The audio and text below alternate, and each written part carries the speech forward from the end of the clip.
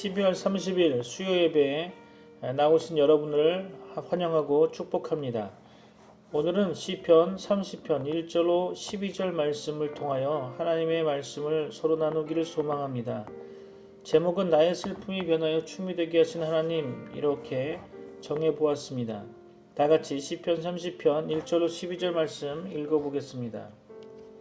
여호와여, 내가 주를 높일 것은 주께서 나를 끌어내사 내 원수로 하여금 나로 말미암아 기뻐하지 못하게 하심이니이다.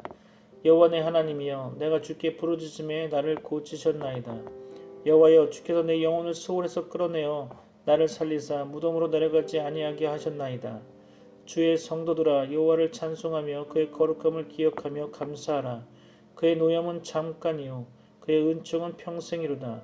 저녁에는 울음이 깃들일지라도 아침에는 기쁨이 오리로다. 내가 형통할 때에 말하기를 영혼이 흔들리지 아니하리라 하였도다. 여호와여, 주의 은혜로 나를 산같이 굳게 세우셨더니 주의 얼굴을 가리시매 내가 근심하였나이다. 여호와여, 내가 주께 부르짖고 여호와께 간구하기를 내가 무덤에 내려갈 때에 나의 피가 무슨 유익이 있으리요.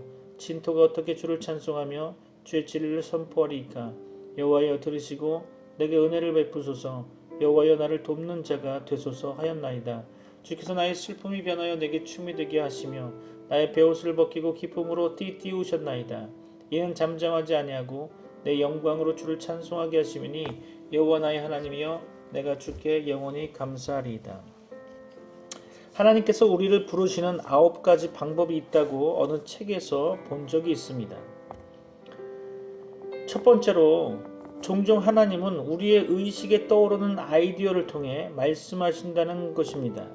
하나님은 성경을 통해 말씀하실 뿐만 아니라 우리에게 일어나는 일들을 통해서도 말씀하시기에 우리의 삶을 깊이 관찰해야 할 것입니다.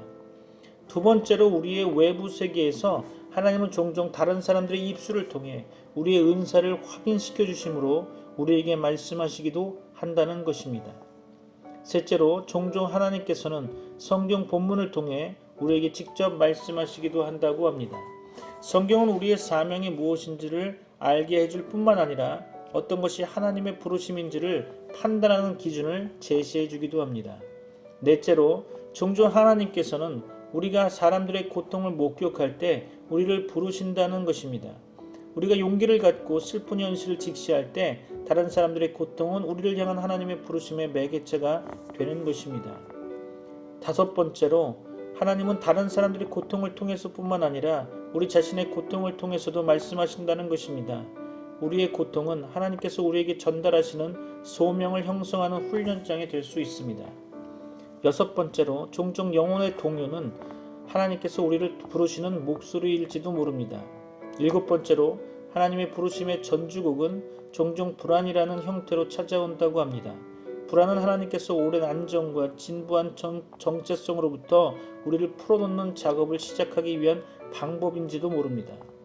여덟 번째로, 때때로 하나님께서는 아주 자연스럽고 부드럽게 부르시기 때문에 우리는 극적인 감정을 느끼지 못할 수도 있다는 것입니다. 마지막 아홉 번째로, 때때로 우리는 이미 다른 사람들이 일하고 있는 기존의 사역에 동참하라는 주변의 권유를 통해 어떤 사역에 뛰어들게 되죠. 우리도 의식하지 못하는 사이에 일련의 사건들이 우리로 하여금 특정한 사역에서 특정한 일을 감당하도록 만들기도 한다는 것입니다. 오늘도 여러분에게 하나님의 은혜와 복이 충만하시길 소망합니다. 오늘도 본문의 말씀을 읽어가며 하나님의 말씀을 상고해 보고자 합니다. 1절로 3절입니다. 여호와여, 내가 주를 높일 것은 주께서 나를 끌어내사 내 원수로 하여금 나로 말미암아 기뻐하지 못하게 하심이니이다. 여호와 내 하나님이여, 내가 주께 부르짖음에 나를 고치셨나이다. 여호와여, 주께서 내 영혼을 스올에서 끌어내어 나를 살리사 무덤으로 내려가지 아니하게 하셨나이다. 다윗은 어렵고 힘든 상황에 처해 있었고 그의 대적들은 그를 주목하고 있었다고 성경 본문은 이야기합니다. 다윗은 하나님께 나를 끌어내소서, 내 대적으로 나를 인하여 기뻐하지 못하게 하소서라고 기도하고 있는 것입니다. 또 그는 심한 질병으로 거의 죽을 지경에 떨어져 있었던 것 같습니다. 그래서 그는 하나님께 나를 고치셨나이다. 내 영혼을 음부에서 끌어내어 나를 살리사 무덤으로 내려가지 않게 하소서라고 기도하는 것입니다. 원인이 무엇이든지 간에 성도에게는 종종 죽음의 위기가 있습니다. 다윗은 그 어려운 상황에서 하나님께 부르짖어 기도하였던 것입니다. 어려울 때 하나님께 도움을 청할 수 있는 자는 행복하지만 절망적 상황에서 하나님께 도움을 청할 줄 모르는 자는 불쌍한 것입니다. 고난은 유익하다고 성경은 말합니다. 하나님께서는 고난을 통해 우리의 믿음과 인격을 단련시키십니다. 다윗은 하나님의 기도 응답을 체험하며 하나님을 높여드립니다. 하나님께서는 그를 곤란해서 건져내셨고 병을 고치셨고 죽음의 구덩이에서 그를 끌어 건지셨다는 것입니다. 다윗은 이 체험을 통해 더욱 하나님을 섬기며 그를 위해 살게 되었던 것 같습니다. 성도는 기도의 응답, 즉 구원 체험을 통해 하나님을 더 높이며 그를 섬기며 그를 위해 살게 되는 것입니다. 여러분에게 하나님의 은혜와 긍휼이 충만하시기를 소망합니다. 4절로 5절입니다. 주의 성도들아 여호와를 찬송하며 그의 거룩함을 기억하며 감사하라. 그의 노염은 잠깐이요 그의 은총은 평생이로다. 저녁에는 울음이 깃들일지라도 아침에는 기쁨이 오리로다. 다윗은 성도들에게 하나님을 찬송하고 감사하라고 말합니다. 하나님의 은총을 입은 자들은 그의 뛰어나신 위엄과 영광, 그의 크신 긍휼의 영광을 인하여 하나님을 찬송하고 감사할 것입니다. 찬송은 성도에 마땅한 의무입니다. 다윗은 하나님의 진노하심이 잠시 동안 지속된다고 말합니다. 하나님께서는 즐거운 마음으로 인생을 징벌하시는 것이 아닙니다. 예레미야는 주께서 인생으로 고생하며 근심하게 하심이 본심이 아니시로다 라고 에가서 3장 33절에 말합니다. 그는 사람들의 죄악 때문에 매를 들어 그들을 때리시지만 자기 백성을 영원히 노하시지는 않는다는 것입니다. 그러므로 다윗은 생명은 그의 호의 안에 있다고 말합니다. 생명이라는 원어는 평생이라는 뜻보다는 복된 생명이라는 뜻이 더 가깝다고 생각합니다. 그것은 구원과 기쁨과 복을 포함하는 개념일 것입니다. 물론 본문은 이러한 생명이 오랫동안 지속될 것을 암시합니다. 그것은 전반부의 잠시간, 잠깐이라는 말과 대조되고 있는 것을 보게 됩니다. 하나님께서는 자기 백성을 징벌하시지만 또한 고치시고 회복시키십니다. 여호와의 호의는 그의 진노와 비교할 수 없이 크십니다. 저녁에는 울음이 기숙할지라도 아침에는 기쁨이 올 것이다 라고 성경은 말합니다. 사사기의 역사를 보면 하나님께서 주신 평강의 기간은 그가 내리신 징벌의 기간보다 보통 2배에서 5배가량 길었다는 것을 알 수 있을 것입니다. 여러분에게 하나님이 주시는 은혜를 충만히 경험하시길 소망합니다. 6절로 7절 말씀입니다. 내가 형통할 때에 말하기를 영원히 흔들리지 아니하리라 하였도다. 여호와여 주의 은혜로 나를 산같이 굳게 세우셨더니 주의 얼굴을 가리심에 내가 근심하였나이다. 다윗은 자신이 형통할 때 자신감과 안정감을 가졌었다고 고백합니다. 그러나 모든 것이 하나님의 은혜임을 깨닫지 못하는 육신적 자신감은 안정감은 오래가지 못한다는 거죠. 실상 그런 자신감과 안정감은 잘못된 것이죠. 사람의 삶에는 평안과 고난이 번갈아 나타나며 고난이 닥치면 사람은 여지없이 자신의 연약과 무력을 드러내게 되어 있습니다. 우리의 평안과 힘은 하나님 안에서만 있는 것입니다. 우리는 그 안에서 힘과 용기를 가지는 것이죠. 다윗은 또 하나님께서 그 은혜로 자신의 산을 세우셨다고 고백합니다. 내 산, 곧 다윗의 산은 다윗의 왕국을 가리킨다고 보여집니다. 그 왕국은 시온산에 세워져 있을 뿐 아니라 구약 성경은 왕국을 산으로 자주 표현하곤 합니다.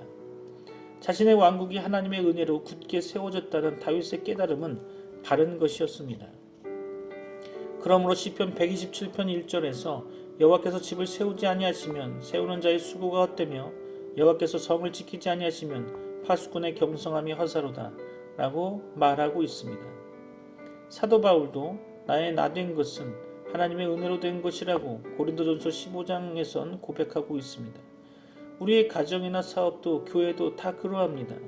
그러나 다윗은 또 하나님께서 그 얼굴을 가리우시니 자신이 근심하였다고 말합니다. 세상이 밝은 것은 태양 때문이며 그것이 가려지면 땅 위에 그늘과 어두움이 생기는 법이죠. 하나님의 은총의 빛 아래서 인생은 평안과 형통을 누리지만 그 빛이 가려지면 그에게 즉시 환난과 곤고함이 찾아오는 것입니다. 우리는 이 이치를 깨달아야 합니다. 우리는 모든 좋은 것들이 다 하나님의 은혜라는 것을 알아야 합니다. 하나님의 은혜가 충만하시기를 소망합니다. 8절로 10절이죠. 여호와여, 내가 주께 부르짖고 여호와께 간구하기를 내가 무덤에 내려갈 때에 나의 피가 무슨 유익이 있으리요. 진토가 어떻게 주를 찬송하며 주의 진리를 선포하리이까. 여호와여, 들으시고 내게 은혜를 베푸소서. 여호와여, 나를 돕는 자가 되소서 하였나이다. 다윗은 죽지 않기를 하나님께 간구하였습니다. 9절 전반부를 직역하면 나의 피에 내가 무덤에 내려갈 때 무슨 유익이 있으리요 라고 번역할 수 있습니다. 나의 피해라는 말은 내가 피 흘려 죽을 때라는 뜻과 같습니다. 그것은 내가 무덤에 내려갈 때라는 구절과 같은 뜻이라고 보여집니다. 다윗은 자신이 죽고 나면 아무 소용이 없다고 말하며 자신이 죽지 않기를 하나님께 간구한 것입니다. 그가 죽지 않아야 할 이유는 무엇이라 생각됩니까? 9절 후반부가 그것을 보여주고 있습니다. 그것은 그가 하나님을 찬송하고 하나님의 진리를 선포하기 위해서라고 하는 것입니다. 그는 삶의 의미를 하나님을 찬송하고 그의 진리를 선포하는 데서 찾았던 것이죠. 이러한 삶의 목표는 매우 성경적이라 보여집니다. 하나님께서는 이사야를 통해 이 백성은 내가 나를 위하여 지었나니 나의 찬송을 부르게 하려 함이니라 라고 이사야 43장 21절을 말씀합니다. 사도 바울은 저가 모든 사람을 대신하여 죽으심은 산 자들로 하여금 다시는 저희 자신을 위하여 살지 않고 오직 저희를 대신하여 죽었다가 다시 사신 자를 위하여 살게 하려 함이니라 라고 고린도후서 5장에서 고백합니다. 다윗은 자신의 생명의 회복과 연장이 하나님의 긍휼과 도우심으로 될 것을 믿었던 것 같습니다. 그것은 올바른 생각이죠. 우리의 생명의 연장과 강건함 그리고 의롭고 바른 삶은 오직 하나님의 긍휼에 달려있다는 것을 기억하셔야 합니다. 11절로 12절 말씀 볼까요? 주께서 나의 슬픔이 변하여 내게 춤이 되게 하시며 나의 베옷을 벗기고 기쁨으로 띠띠우셨나이다. 이는 잠잠하지 아니하고 내 영광으로 주를 찬송하게 하심이니 여호와 나의 하나님이여 내가 주께 영원히 감사하리이다. 다윗은 전에 슬픔 가운데 있었고 베옷을 입은 자와 같았다고 본문은 이야기합니다. 그것은 그의 대적들 때문에 그의 질병 때문에 또한 죽음의 위협 때문이었다는 거죠. 그는 큰 질병 중에 죽음의 위기에 있었습니다. 이 세상은 슬픈 일이 많은 세상이며 우리도 구원받기 전에는 슬픈 세상에 속해 있었습니다. 그러나 하나님께서는 다윗의 슬픔을 변하여 춤이 되게 하셨고 그의 베옷을 벗기고 기쁨으로 띠띠우셨습니다. 죽음의 곤경에서 구원받은 자들은 이처럼 기쁨의 춤을 출 것입니다. 옛날 이스라엘 백성은 홍해를 육지같이 건너고 추격하던 애굽 군대에게서 구원받았을 때 하나님께 찬송하며 기뻐하였던 것을 출애굽기 15장에서 확인할 수 있습니다. 에스더 때 유다인들은 멸절될 위기에서 하나님의 기이한 섭리로 구원받았을 때 슬픔이 변해 기쁨이 되고 애통이 변해 즐거움이 되었던 12월 14일과 15일을 불임절로 지키기 시작하였습니다. 또 하나님께서는 이스라엘 백성이 바벨론 포로 생활에서 돌아올 때 슬픔이 변하여 춤추며 즐거움이 되리라고 선지자 예레미야를 통해 예레미야 31장 13절에서 말씀하셨습니다. 다윗은 그런 기쁨으로 춤추며 기뻐하였던 것이죠. 죄와 영원한 지옥 형벌로부터 구원받은 우리에게도 항상 기뻐해야 할 이유가 있습니다. 그래서 성경은 주 안에서 항상 기뻐하라고 교훈하고 있는 것입니다.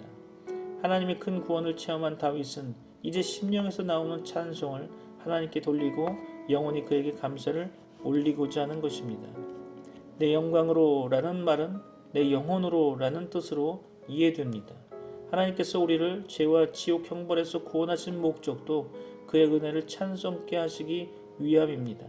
그러므로 예수 그리스도의 피로 구원받은 우리는 항상 찬미의 제사를 하나님께 올려야 하는 것입니다. 우리는 세상에서 고난이 있음을 알고 두려워하지 말아야 할 것입니다. 성도에게는 대적자도 있고 몸이 아플 때도 있으며 하나님의 진노를 당할 때도 있고 주께서 얼굴을 가리우셔서 근심하며 슬퍼할 때도 있습니다. 우리는 고난받을 때 하나님께 부르짖어 간구해야 할 것입니다. 우리는 우리 자신을 성찰하며 하나님의 긍휼을 구하며 하나님의 도우심을 구해야 합니다. 하나님께서는 구원받은 백성의 부르짖는 기도를 외면치 않으실 것입니다. 하나님께서는 우리의 간절한 기도를 응답하실 것입니다. 우리는 잠깐 그의 진노 안에 있으나 그의 호의 안에 우리의 생명이 보존될 것입니다. 저녁에는 울음이 있을지라도 아침에는 곧 기쁨이 올 것입니다. 우리는 우리의 기도를 들으신 하나님께 감사하며 찬송해야 할 것입니다. 우리는 하나님의 이름을 높여야 합니다. 우리는 그의 거룩하신 이름을 찬송하고 감사해야 할 것입니다. 우리는 심령으로 하나님을 찬송하며 영원히 그에게 감사해야 할 것입니다.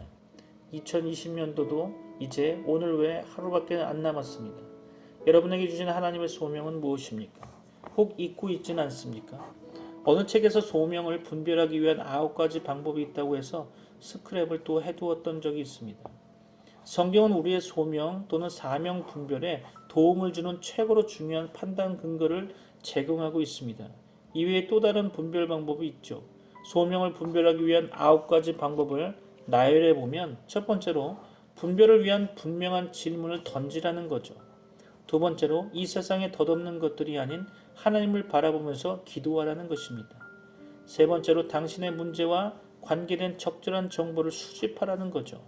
넷째로 우리의 문제를 둘러싸고 있는 찬반 양론의 목록을 만든 다음 그것을 가지고 기도하라는 것이죠. 다섯 번째로 최선의 선택이라고 여겨지는 것을 결정하라는 것입니다. 여섯 번째로 우리가 결정한 것을 가지고 하나님 앞으로 나아가라는 것입니다.